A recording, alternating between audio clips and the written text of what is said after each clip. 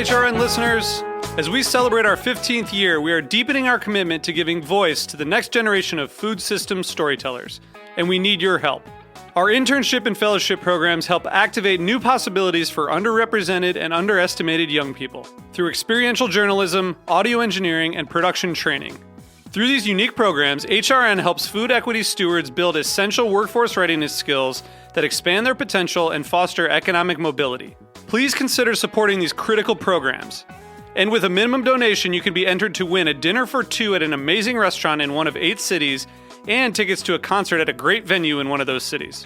We have incredible partners across the country who have donated, as they also share our passion for helping to educate the next generation of food systems storytellers.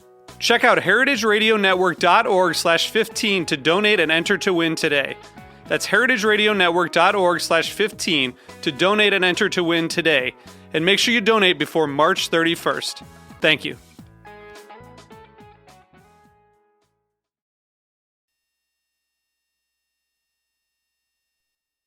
Today's program was brought to you by Roth Cheese, a pioneer in the U.S. specialty cheese movement. For more information, visit rothcheese.com. This week on Meat and Three, we're exploring the culinary wonders of urban New Jersey with a tour through Newark. We speak to Frank Mentisana at Phillips Academy Public Charter School. This idea of family style and made from scratch lunches continues to be a bit of an anomaly in the city. We also hear from Gil Speyer from All Points West Distillery. Newark used to have an incredibly rich beverage alcohol history. And we'll tour Aero Farms, the world's largest indoor vertical farm. We're growing using 390 times more productivity than field farming and 95% less water. Tune in to this week's Meat and Three on Heritage Radio Network to be amazed at the wonders of Newark. That's Meat +THREE. Available wherever you listen to podcasts.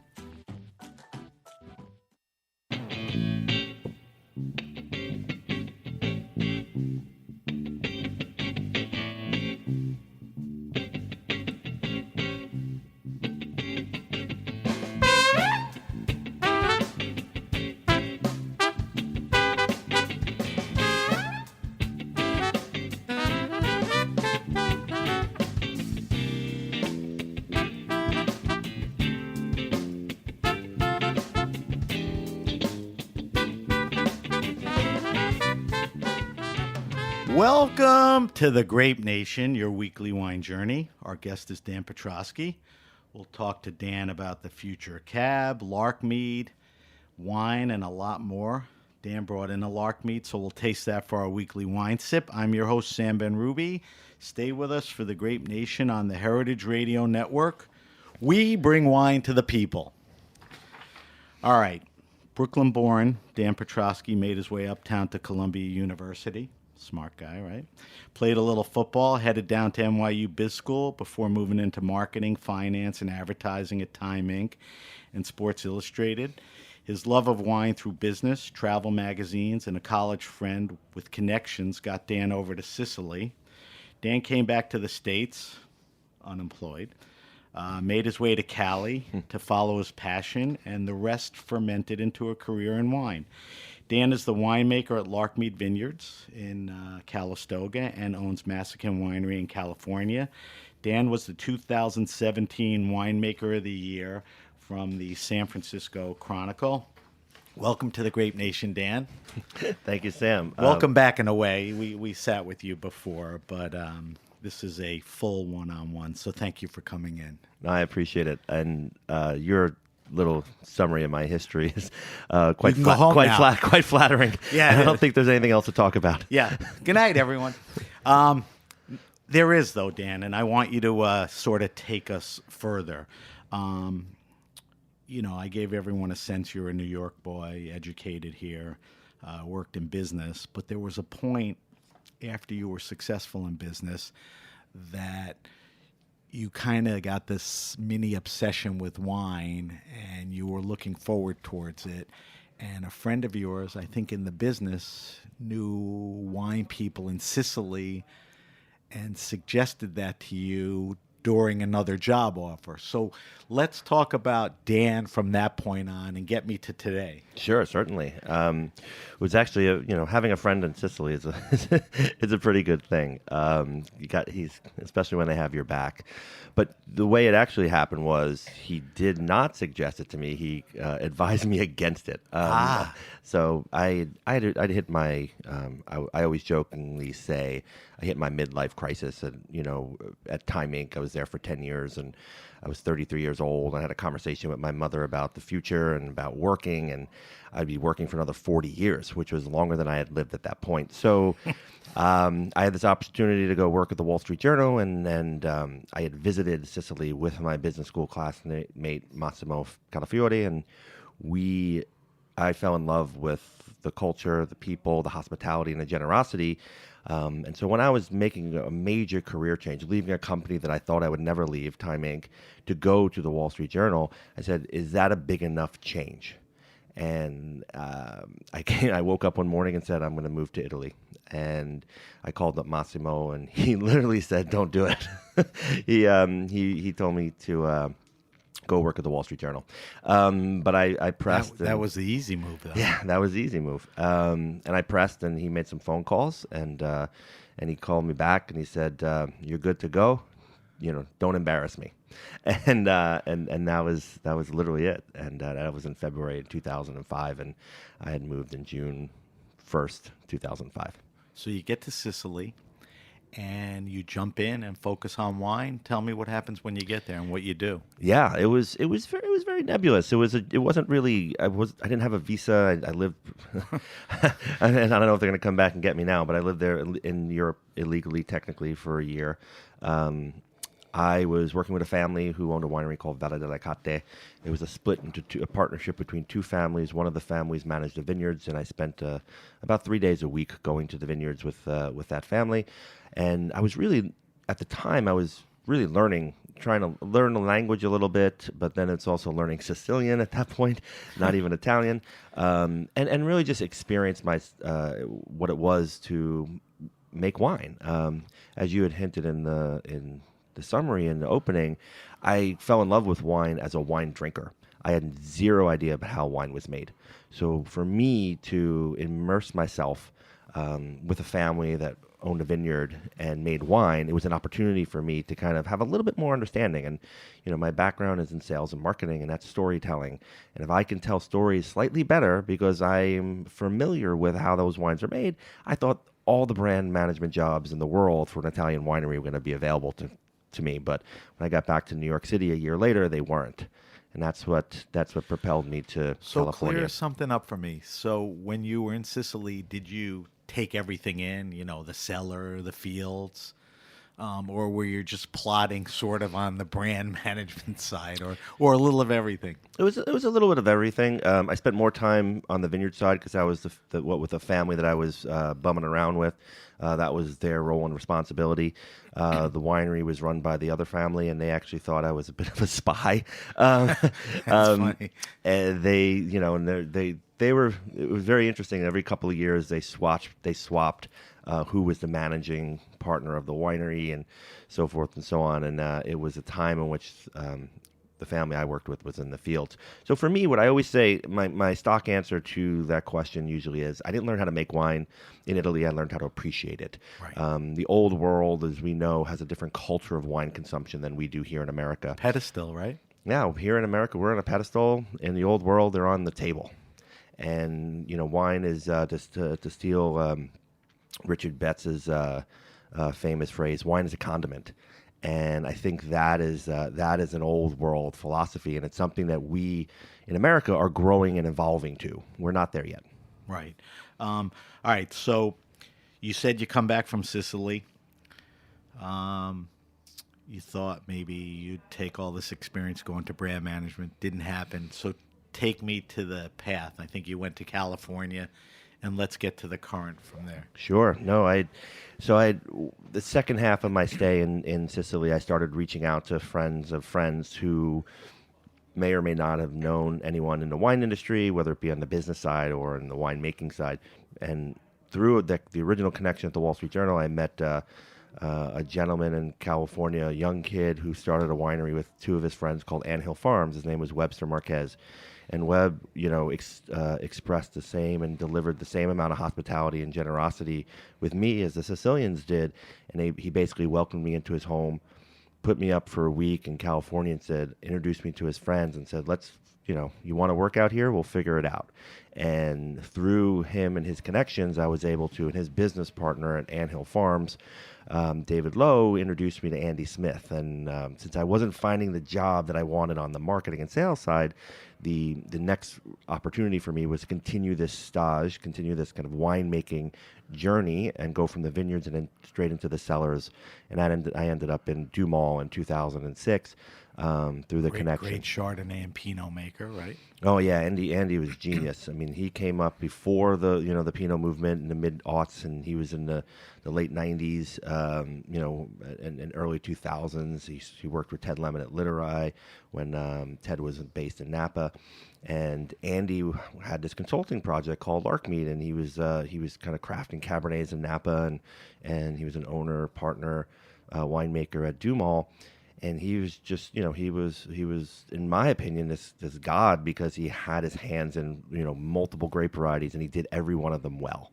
One of the most talented, respected winemakers of his time, and I had this opportunity to work harvest for him, and spent about 6 months with him. But it ended up being a lot longer, as at the end of harvest, he offered me a job. So you took the job at Larkmead, and that was what year? And that was, I remember exactly the day he offered me the job, on Halloween 2006. It was still the details needed to be worked out and the timing needed to be worked out, but effectively January 2007, I was full-time employed as a cellar master at Larkmead. And now, 2019. It's a long time. It is. Well, it is and it is. You are now the head winemaker. Andy recently left, right? He was there for a good part of your tenure. Yeah, no, Andy mentored me all the way through the late 2000s, promoted me all the way through from assistant to associate to winemaker at Larkmead in 2012. Andy went to focus on Dumal in 2013 and kind of left me with all his good graces and knowledge. Right. So that's where Dan is right now. He's been at Larkmead for a while. For a minute or two later on, we'll talk about a side project of his, Massican. But I want to talk about Cabernet. I want to talk about Larkmead. There's a lot there. I got a chance to listen to you, I think it was about a year ago. I think we were all down at Blue Hill. And it was Raj Parr, Steve Mathiasen, John Bonet, and Jason Wagner. Jason Wagner from Union Square. And the talk was about the future of Cabernet Sauvignon. And it was kind of an interesting crew. And I wanted to talk to you about that because I guess my first question is, why are we questioning the future of Cabernet Sauvignon? I mean, why is that a topic? I agree 100%, but I think when you have a monarchy and the king of all grapes is Cabernet, you always have to question the royalty and the regalness of it, and whether it's going to continue its path that way. And I wanted to start having intellectual conversations about wine in general and Cabernet Sauvignon because it's near and dear to my heart. But I wanted to do that because it ties back to Larkmead's history in the 1880s when a woman named Lily Hitchcock-Coit founded Larkmead. A book was written about her and her mother's experiences in the Napa Valley called The Salon at Larkmead. And Lily had, kind of cut her teeth in Paris and during the Civil War and came back to the United States into a rural northern Calistoga, northern Napa Valley, Northern California, excuse me. And she would invite artists and writers over and have these intellectual salon-like evenings in Napa Valley. So I wanted to bring that back, almost kind of like a mini TED Talks conversation, and we've created it's created quite a buzz. I mean, whenever I host these events at Larkmead, we do about 3 of them a year.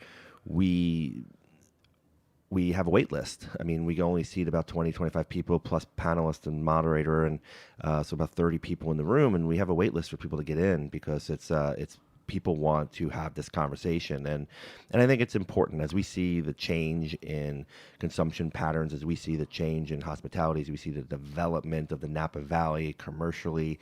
We are all thinking about why we're there, and that why we're there is Cabernet Sauvignon. It wasn't that way 50 years ago. Cabernet Sauvignon wasn't that grape that brought us there. It was just the idea of wine.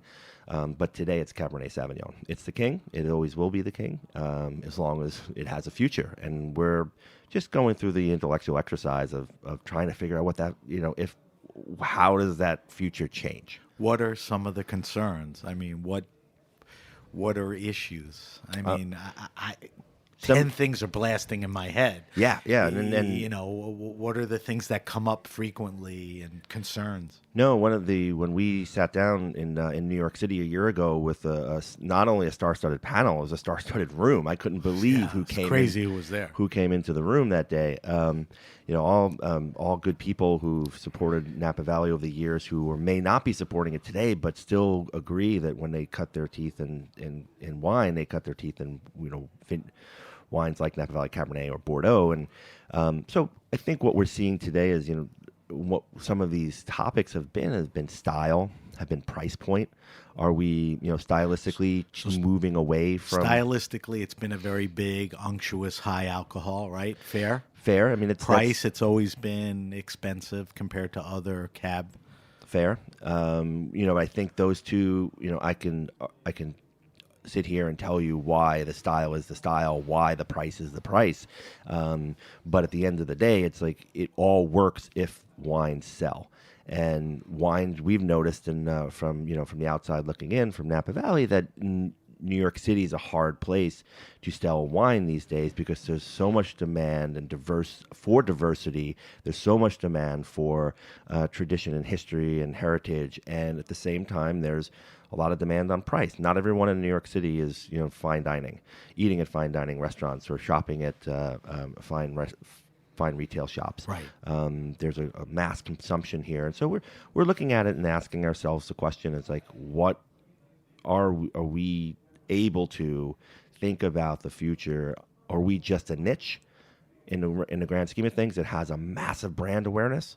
Or, I think if you are a niche, if you're a small producer and there's this massive Napa Valley brand awareness, you're going to ride that wave. But at the same time, you see one less bottle sold each day, and you ask yourself, people, why aren't we selling as much wine as we sold yesterday? And I think that question is, I'm not saying that's what's going on in Napa Valley today. I think we're selling more wine than ever. Right. Direct-to-consumer purchasing in the Napa Valley has been increasing every year. But there are some changes. So what are the changes we're witnessing? Yes. I mean, I think you alluded to, and I think one of the big things is a change in the type of wine style. Sure. Restraint. Sure. I mean, is that a major thing where where cab is going in Napa at least? Yes, of course. So tell people what restraint is in a Cabernet Sauvignon. What's the traditional thing, and what restraint means? I mean, three things come to mind to me, but I want to hear from you. I love it because I think about the golden age of Napa, and when we started our kind of the Napa Valley started its peak rise, peak Cabernet moment in the mid '90s, all the way up to the 2010s. We came after. We have a lot of sunshine in Napa Valley, so we can ripen fruit. I mean, the one thing Andy Smith told me when I arrived was everything ripens here. So we had the opportunity to make the fruit forward, structured wines, powerful wines that no struggle towards that. No struggle that Bordeaux struggles to make, right. And whether the Bordeaux is defined by its regionality and its weather patterns, we're defined by our weather patterns on a completely different scale. And also, I think the American consuming culture was consuming bigger and better things. They were consuming larger portions on the plate. They were consuming larger cars. They were consuming, we went through an era in New York City dining where everything was big. Everything was tall. Dishes were tall. There was foam. There was, like you were making a statement, and I think Napa Valley Cabernet made that statement. And what's happening now is you see those families, you see those winemakers over time who own these properties have kind of went through that trend and that phase, and now they're taking a step back and thinking about what inspires them, what got them there in the first place, and how to make the wines that are respectful for their terroir and what they like to drink. And I think we're starting to see a lot of people in the Napa Valley. Some people never changed. Kathy Corson, perfect example, never changed. But she started in a way that was her conviction and is popular now, or it took a long time for Kathy to get popular. Right, she didn't get the props when she was doing it. 25 vintages of Corson. I mean, it's a long time going. Tell everyone what those things are. I mean, when you talk about the benefit of great sunshine and having the opportunity to grow great fruit, you now take that fruit and what do? You over extract it, you jack the alcohol, and you oak it. Was that a problem? I think what happens is when you have a lot of great sunshine, you have ripe fruit, and ripe fruit means increased sugars, and increased sugars are going to mean increased alcohol potential, and increased alcohol potential is going to mean higher extraction, not only color and tannin, but also extraction of oak influence. When you have alcohol being that solvent, that's going to withdraw everything into it. So that was it was a spiral of just bigger and bigger and bigger and more extracted, and guess what? Those wines are delicious. I mean, they're a style and type of wine. Was there a Parkerization at that time? I think he loved them and he was respected and people followed him. Oh, I'm sure, but Bob was never embarrassed to tell you what he liked and what he enjoyed, and if you didn't like what he the words he was writing and the wines he was supporting, then you found someone else who might. You went to Stephen Tanzer, and if you didn't enjoy Stephen Tanzer, you went to Jim Lauby. You had your opportunity and your choice to be guided down the path of wine, or hopefully you use your own palate. And that's I think the biggest part of this, and I think what's happening in the change now is we're starting to see more people coming out of this this era, this golden age, and starting to settle down with their own confidence and with their own palate, and starting to make the wines that they feel that got them there in the first place. We're all inspired by the great wines of Europe. I mean, they've been doing it a lot longer than we have, and we need benchmarks. So, is that a shift in the consumer? I'm more of a baby boomer than you. I cut my teeth in Napa cabs. Now I'm auctioning them all to get Beaujolais and Italian wines and all that. Has there been a shift in that trophy collector? Is he's still important, but new guys are coming in and they want a different style? Of course. Is that fueling it a little? Of course. And you have to remember, too, we're 2 hours from Silicon Valley. So we are very close to the heart of the new money America. And I think we see that, I think it's a little blown out of proportion when we think every, 20-something millennial is a Twitter millionaire or so forth and so on.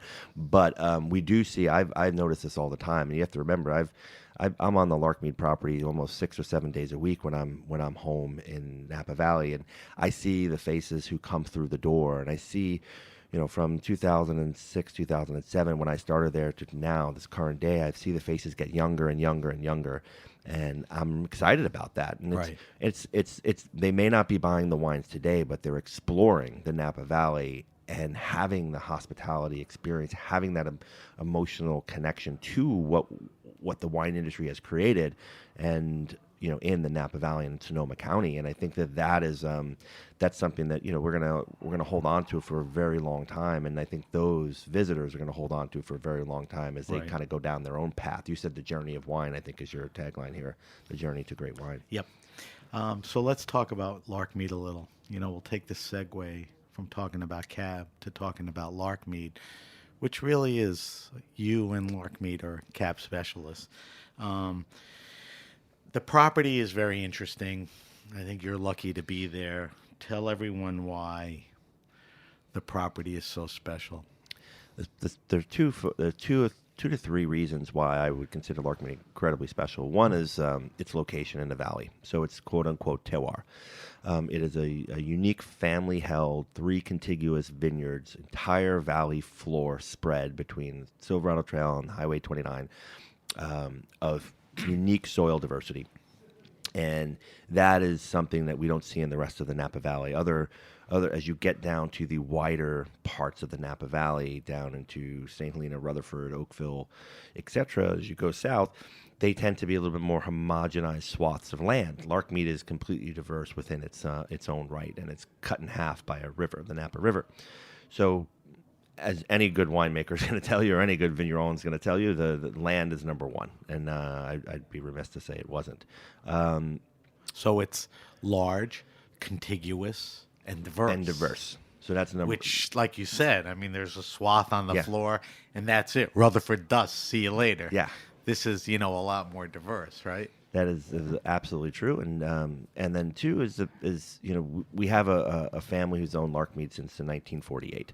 The second generation daughter, Kate Solari Baker, her and her husband Cam Baker decided in 1992 when they took over Larkmead that they were going to give it a go. They were gonna replant the vineyard, which was planted to over 60 acres of white grapes at the time, to red grape varieties during this era of. Well, you kind of like white grapes, but separate story. Go ahead. No, but we had great collaborators and partners. Go We were ahead. selling all of our whites. Don't get off to subject. Chapelet and to Stay on topic. But they decided to replant the entire vineyard to a mix of red grape varieties with Bordeaux varieties being a focus. And as we've learned over the years, not only for supply and demand issues, Cabernet Sauvignon does very well in the Napa Valley, especially the hotter, warmer, drier part of the north of Napa Valley where Larkmead's located. So you have this great piece of land, and you have this family who decides to actually, kind of be stewards of that place, and decides to kind of, give it a go. And change, take their former careers as a lawyer and a painter, and really kind of say, all right, we're gonna test this out. And I think that unwavering kind of a commitment to figuring it out from a second generation family in Napa Valley has been one of the special reasons. So they why had Larkmead Andy exists. at their side, which was the right guy. Yeah. Then they paired you with Andy, Yep. or Andy brought you along. So they had a good team in that sense. So now you're making the wines. As we talked about earlier about style,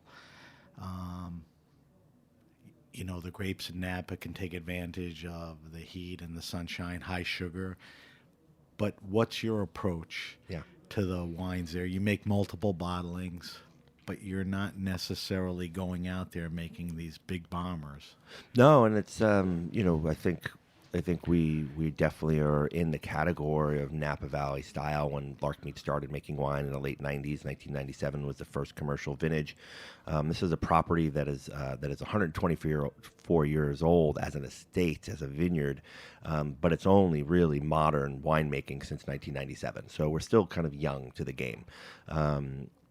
So we've kind of went through the ebbs and flows of the big flavor era, the high impact era, in the early 2000s, and then the big flavor in the late 2000s, and then as I kind of had confidence in myself and confidence in working with a viticultural team that was as committed and as smarter than the rest, I said we really need to be able to express what this vineyard does best. If this vineyard is large and it's contiguous and it is diverse, we should be respectful of that and not try to homogenize style to be a Napa Valley wine, but to be important to understand why we're diverse and how we can express that in a glass. And a lot of that is, I use this example over and over again because it's a really good one. But if you play music at the highest volume, the noise, the music, the listening gets distorted, and you start to kind of get a little bit of a fuzziness to it and a distortion that removes a lot of the nuance to the song. That was just a simple thing about, you asked about it earlier, about what makes a big wine. And so you remove a little bit of the alcohol, like you remove a little bit of the volume on a record player, and you're going to remove a little bit of that extraction. So you're not going to have as big of fruit extraction. You're not going to have as big as color extraction or tannin or oak extraction. And you're not going to be masking what lies underneath. Well, guess what? If what lies underneath is shit, then you got shit. Dead. Then you better put the volume up really loud. Right. But if you can't, if Be you're a not loud if you're not a wine. good guitarist, you better Yeah. play as loud as you possibly Right. can. But for me, Larkmead is great. Like the soils, the ground, the team that farms that vineyard is great. And it's an opportunity now to kind of, lower the volume, lower a little bit of the alcohol and see how good this is. And I've been shocked to see, the changes as you get into the current vintages, the 16s, the 17s, the 18s, how you remove a slight percentage point of alcohol and how the wine still remain powerful but much more interesting.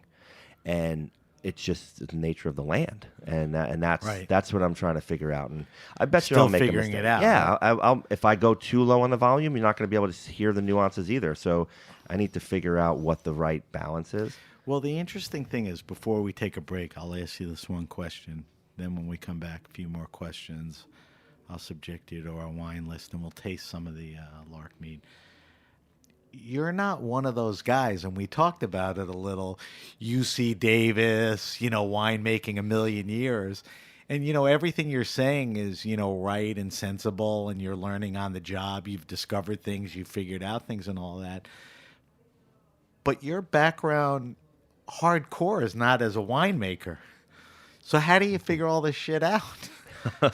I'm a wine drinker. I've always been a wine drinker. What does that mean? So you know what you want, or you can identify? I have a hard time explaining this to people. I always say the wine is made in my head and my heart and my palate.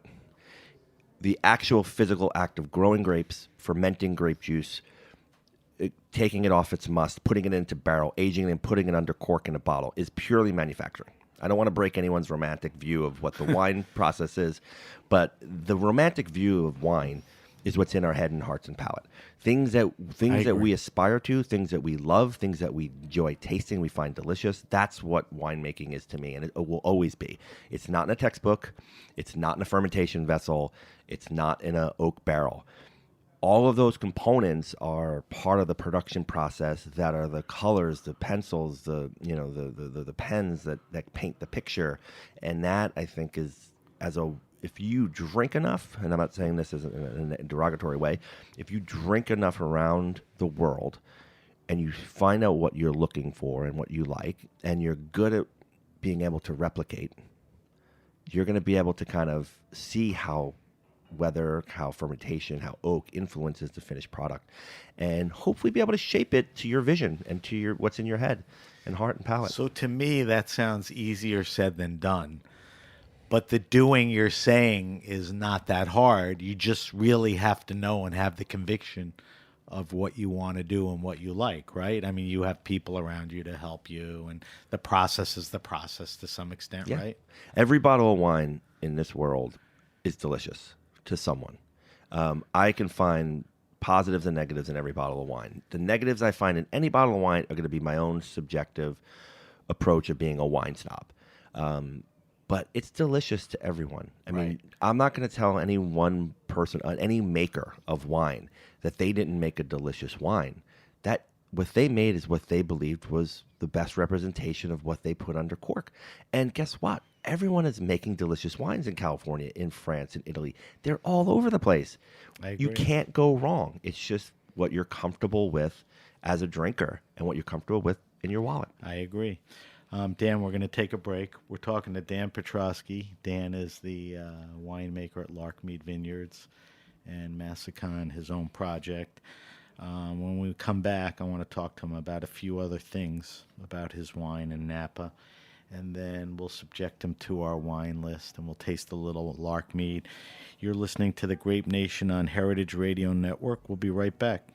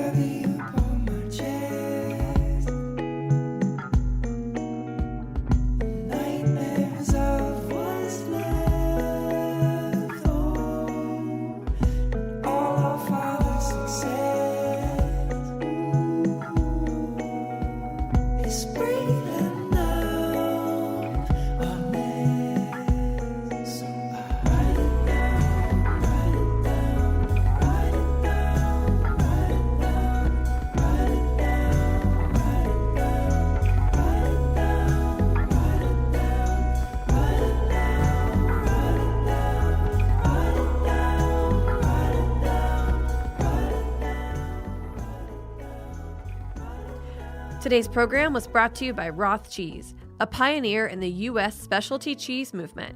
Roth is in its 25th year of making specialty cheese in the rolling hills of southern Wisconsin. With strong Swiss heritage, Roth is best known for its award-winning Alpine-style cheeses under the name Grand Cru. Fresh Wisconsin milk combined with expertise in affinage is how Roth creates high-quality, great-tasting cheese year after year. In 2016, hard work paid off when out of over 2,000 contenders, Roth Grand Cru Surchoix was named world champion at the World Cheese Championship. For more information, visit rothcheese.com.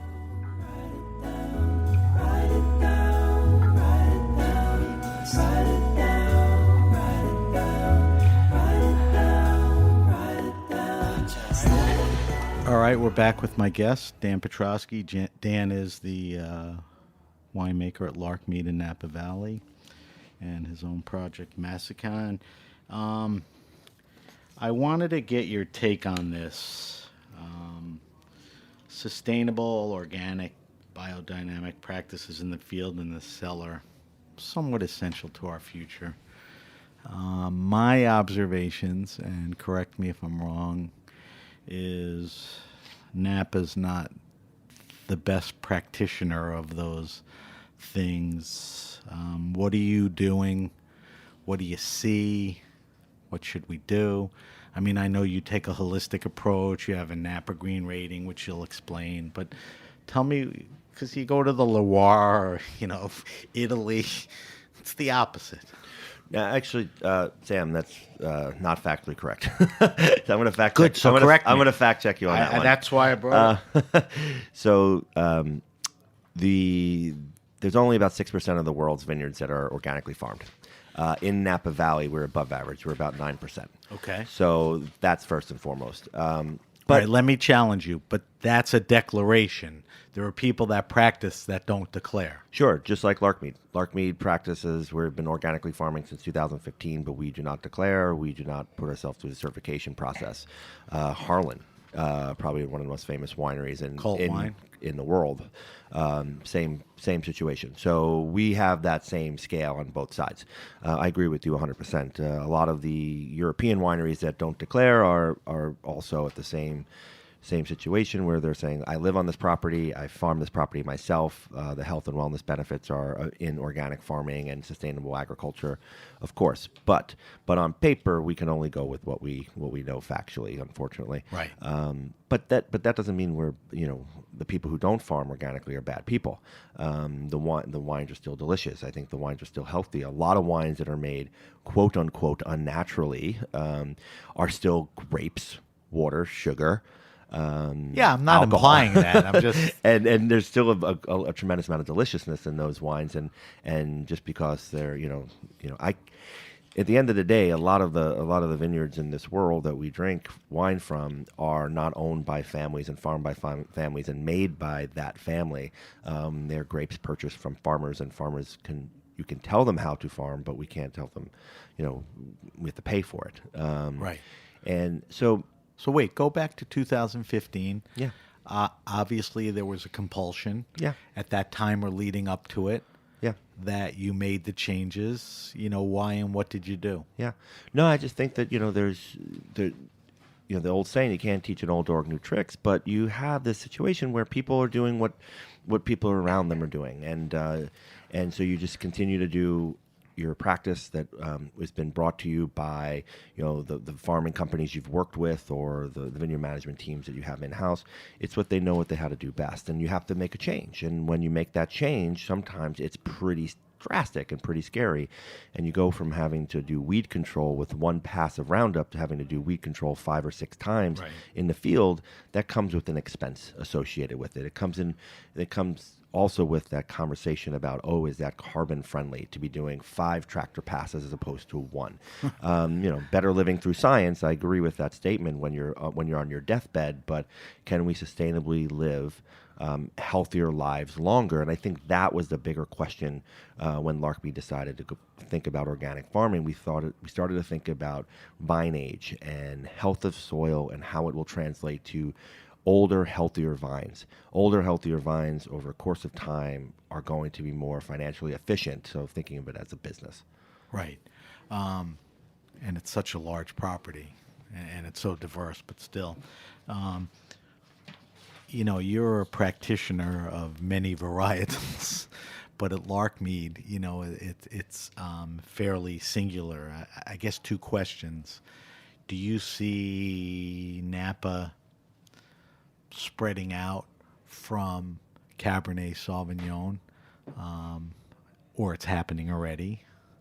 And what about Larkmead? Sure. I know from my research, there's a little, I think, was Tokai or Ribola. Yeah, we. Is that noble grape spreading out a little, or? Yes, I do think that we've. It's hard to say you're a monoculture and when you're only 110 acres. You can be a monoculture on a 110 acre footprint, but at the same time, I don't think anyone's going to fault you for having 110 acres of great Cabernet Sauvignon. No. And as a winemaker, I've decided in the last 5 years to eliminate secondary and tertiary varieties in the Bordeaux family, like Petit Verdot and Malbec, from the wines we're making. And I did that over time, slowly over time. We started to remove Petit Verdot, and Malbec we removed in 2015. Petit Why? Verdot, because Didn't like the blend? Malbec and Petit Verdot were like salt and pepper. It was an opportunity for us to kind of to kind of fill in some gaps in the painting and the holes in the painting if we needed to, with different flavor profiles that were in the same family. And I said, well, we want to be able to make great wines. You want to make a great painting with one grape variety, Cabernet Sauvignon or Merlot or Cabernet Franc, and let's blend those together as opposed to having 4 or 5 varieties that we work with. So we have less Petit Verdot and Malbec planted on the site than we did when I started 14 years ago. And we now only work with 3 grape varieties because they are the 3 great grape varieties of Cab, the red Merlot. family and Cabernet Franc. And you said to be recognized as one of the great winemakers of the world, you have to work with one of the noble varieties. And fortunately for you, we all agree Cab Sauv is one of them.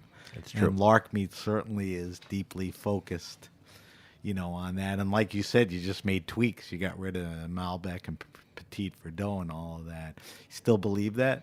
Of course. The great winemakers of the world are going to be the winemakers who succeed phenomenally well and are popular brand perception, and with grapes like Cabernet Sauvignon, Merlot, Pinot Noir, Chardonnay, Sauvignon Blanc. I mean, and I can tell, half a dozen great, Loire Valley producers making Sauvignon Blanc. I can tell dozens of Pinot producers, dozens and dozens and dozens of Cabernet producers. But that's where, that's the big leagues. I mean, let's not kid ourselves. It's Except the big for leagues. Burgundy. I mean, Burgundy has been hot for the last 10 years, but Bordeaux ruled and Napa, but I'm putting Burgundy in the big leagues. I agree. It's like we're the majors, and when you start talking about, secondary, tertiary places of this world and regions and varieties you never heard of, and they're hard to, they're fun for exploration, they're fun for tasting and having a good time, but at the end of the day, they're still double and triple A. So quickly, you have limited, and not negative in the word limited, but at Larkmead you have limited offerings. I mean, you have literally less than a half a dozen SKUs of red, right? I mean, let's talk about them. We're going to taste in a few minutes, the Cabernet, and then you have some named bottlings. Just take me through them quickly. Sure. No, and I think that's actually a very very interesting question, because when you think about what we're making 6 wines at a singular property because we're exploiting the diversity that's on the land. But that's the antithesis of the Napa Valley, desire to be this chateau model of Bordeaux, where you have a singular great wine. And the Napa Valley was built on singular great wines like Harlan, as you mentioned earlier, and Dominus, Schaefer, and Opus One, and Spotswood, and these are singular wines from a singular estate. And Larkmead we chose recently to explore 6 wines from a singular estate with 6 different expressions of the land and the grape varieties that make it up. And I think that is actually a little bit that's challenging. When a drinker of Cabernet Sauvignon thinks of a singular great wine, and now they have to make a choice at Larkmead. And so that's why we succeed really well with having, our hospitality experience is over an hour and a half. But I think with that property, you're pushed to that challenge. It is. And why not take advantage and expand and, express the terroirs of the property, right? And I wouldn't look. I'm not saying I'm a great winemaker, but I wouldn't put wine in a bottle for a marketing reason. If it wasn't a complete wine, from my perspective, I would not bottle it. That's just unacceptable. And from my perspective as a wine drinker and as a maker, so we have this ability to do exactly what you said, is to exploit, right.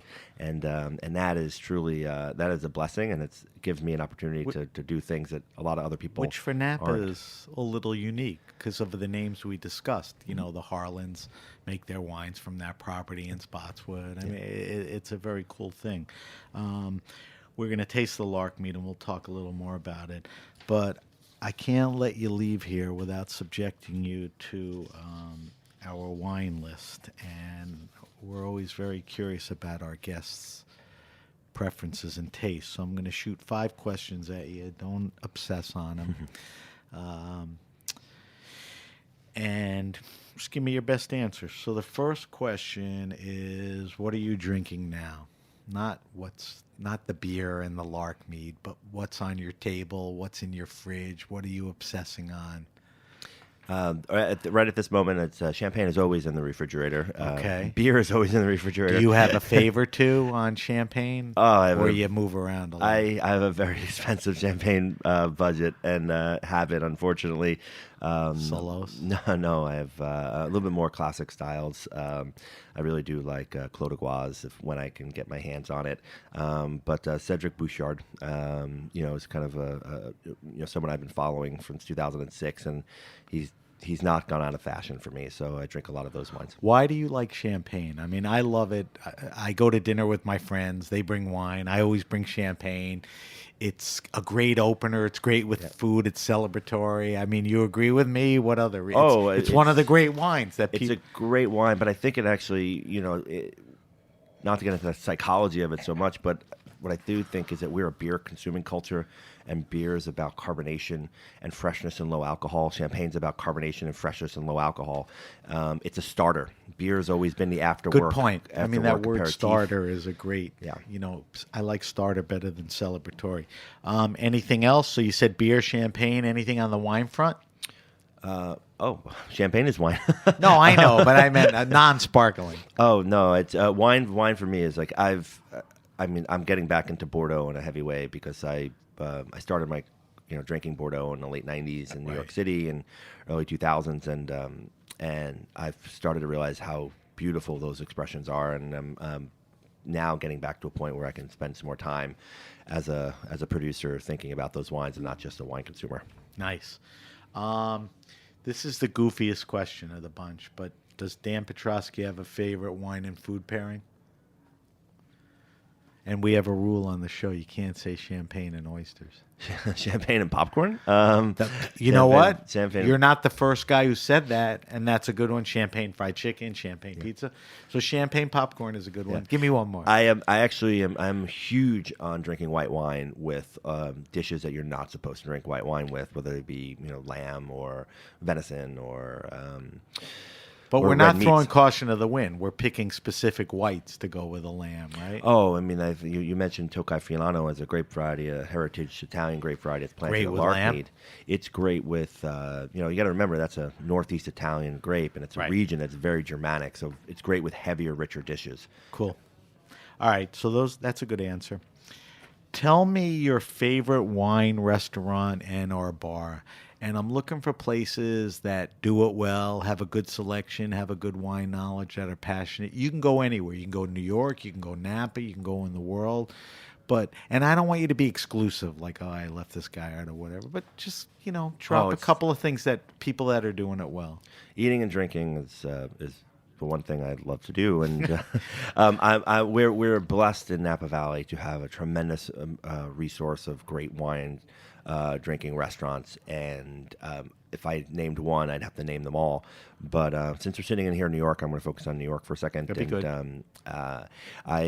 I started my career in Italy, and my palate's always been in a love of Italian wines. And Maialino's is just hands down one of the it gets me really warm and excited when I flip through the pages of that wine list. I just want to drink everything. And a boatload of champagne too. Champagne and Nebbiolo. I want to be Give me around one it all more. day. And then it's funny. I grew up in as an Italian American in Brooklyn, and we went to the far Bay Ridge to Bensonhurst area to an old restaurant called Tommaso's, and that restaurant is known in kind of this. I just let the cat out of the bag.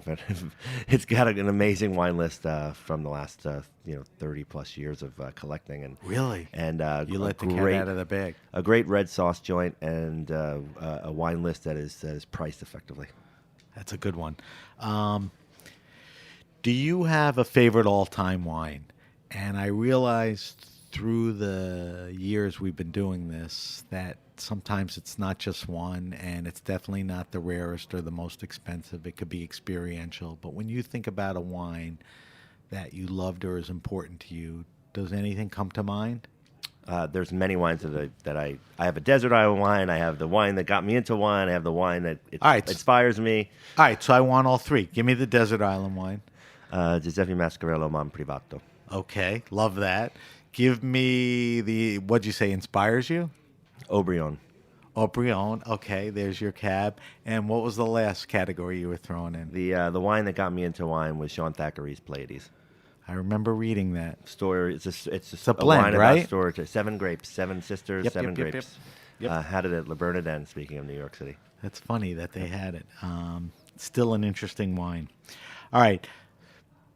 Maybe a little tougher for you, but we ask everyone best wine around $15, $20 retail, a red and a white. You can go category like Muscadet. You can go with a maker. You can go with a varietal or whatever. What comes to your mind? And my setup's always been my kids are in their 20s. They can't bring a crappy $8 wine to a party, and they can't afford $40. So what are they grabbing for $20? No, I'm sorry I'm dating myself on this one, but I don't know what their current price points are. But on both white and red, I used to always tell my sisters who asked me about wine when I lived in California, and my mother who asked me about wine when they were going shopping for a dinner or having an event, I said, buy La Crema. La Crema is a large winery making wine like a small winery. That's a good answer. Yeah. Good maker, good price point, good reputation. Yeah. So La Crema, Pinot, and Chards? Pinot and Chardonnay. Okay, so does that answer both questions? That's my go-to $20 wine. Listen forgive to me. You might get a comment that actually those wines are now $24 that's what I'm looking a bottle. For. You know, you got the cred to throw that out Yeah. there, and I think it's a great answer. So, we didn't have to spend much time on that. All right, Dan, we got to wrap up. But before we wrap up, every week we taste a different wine on air. I try to get my guests to bring in wine. Obviously, for our weekly wine sip this week, I asked Dan to bring in a Larkmead Cabernet Sauvignon. It's a 2016.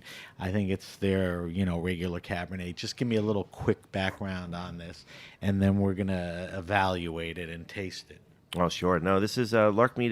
This is the wine that if you've ever come across Larkmead, it's probably this wine. It is the wine that we make the most of. It's almost 30% of their entire production. It is a blend of Cabernet Sauvignon grapes grown on the entire 3 contiguous vineyard estate. It also has a little bit of, in this particular vintage, a little bit of Petit Verdot in there as well. Again, we didn't stop using that until 2016. It's the wine that we have to, as Andy Smith told me, we have to make it our best wine every year because it is our largest production wine. It is the wine that you'll have at a restaurant in New York. It's the touch point for the vineyard to the most people. Yeah, and this the reason why these wines are so special to me, it's 2015 Cabernet, 2016 Cabernet, which we're drinking today. They're so special to me is because a lot of what goes into this finished wine, this bottle, are grapes that were grown during the time I've been at Larkmead. So it's a very young wine with regards to the vine age, and but at the same time it shows its pedigree of land and quality of grape growing on that land for the last 120 plus years. All right, so let's give it a sniff, and then we're going to throw it over the tongue. But first, color, that classic deep red, but there's a little translucent in there. It's not that inky dark, right? No, it's 2016 is a vintage, a little bit, little higher than average yields, a little cooler than average temperatures, which made the wines a little less darker and inkier. And I see that. Beautiful color, though. All right. I need you to do this because I suck at it. What's our descriptors on the nose? Sam, I suck at it too. Tell me what you get. I'm very bad at this. Is it classic? I mean, are we looking at dark fruits? Are we looking at...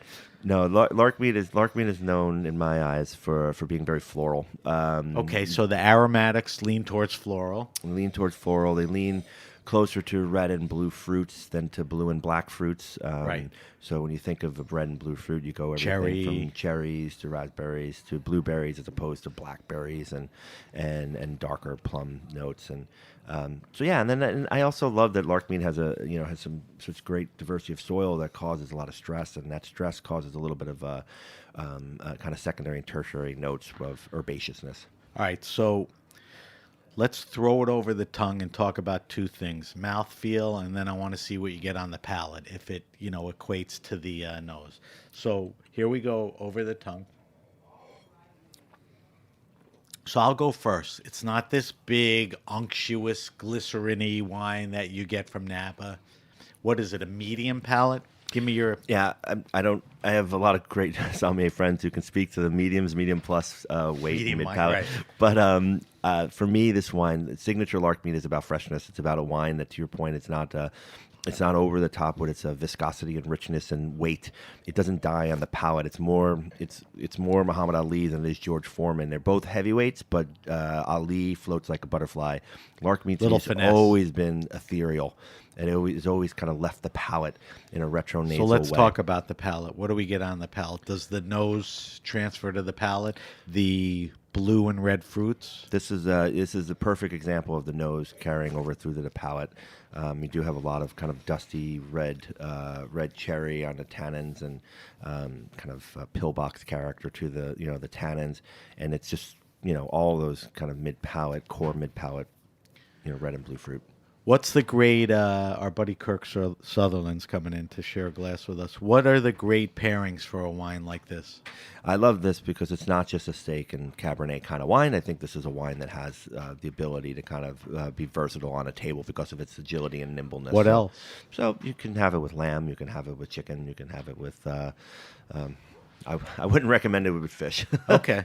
I don't recommend a lot of red wine with fish. All right.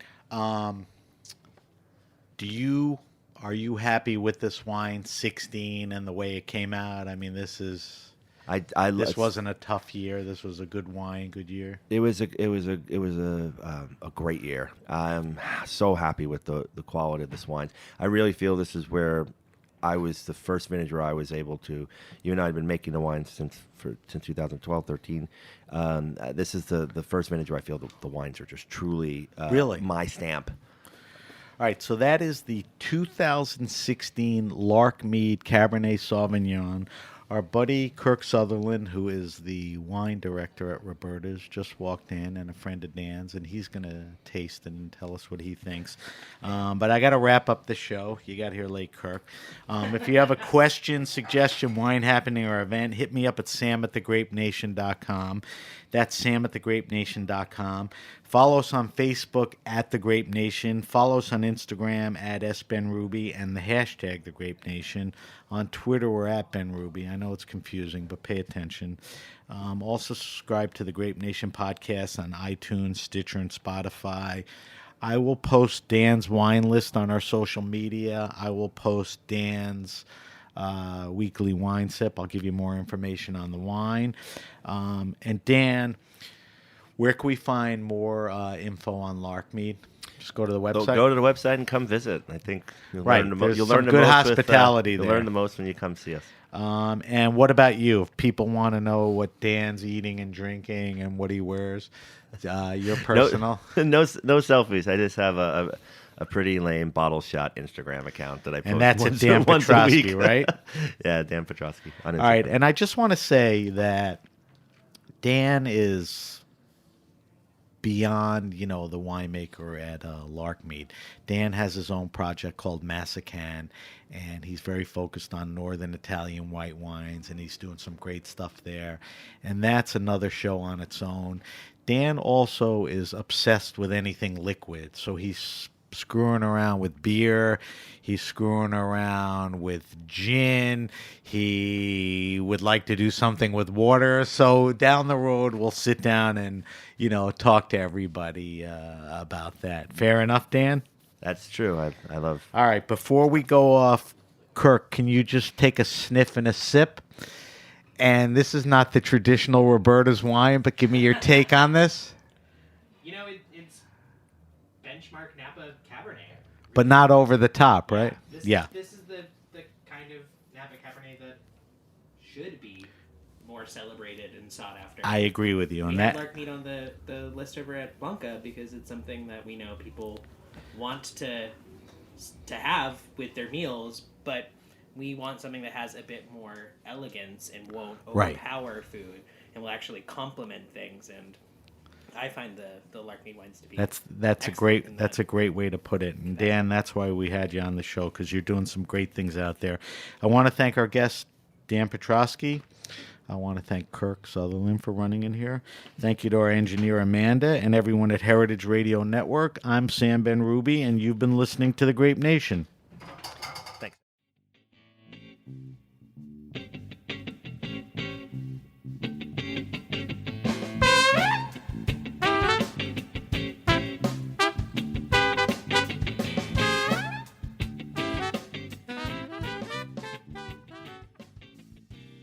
Thanks for listening to Heritage Radio Network, food radio supported by you. For our freshest content and to hear about exclusive events, subscribe to our newsletter. Enter your email at the bottom of our website, heritageradionetwork.org. Connect with us on Facebook, Instagram, and Twitter at heritage_radio. Heritage Radio Network is a nonprofit organization driving conversations to make the world a better, fairer, more delicious place. And we couldn't do it without support from listeners like you. Want to be a part of the food world's most innovative community? Rate the shows you like, tell your friends, and please join our community by becoming a member. Just click on the beating heart at the top right of our homepage. Thanks for listening.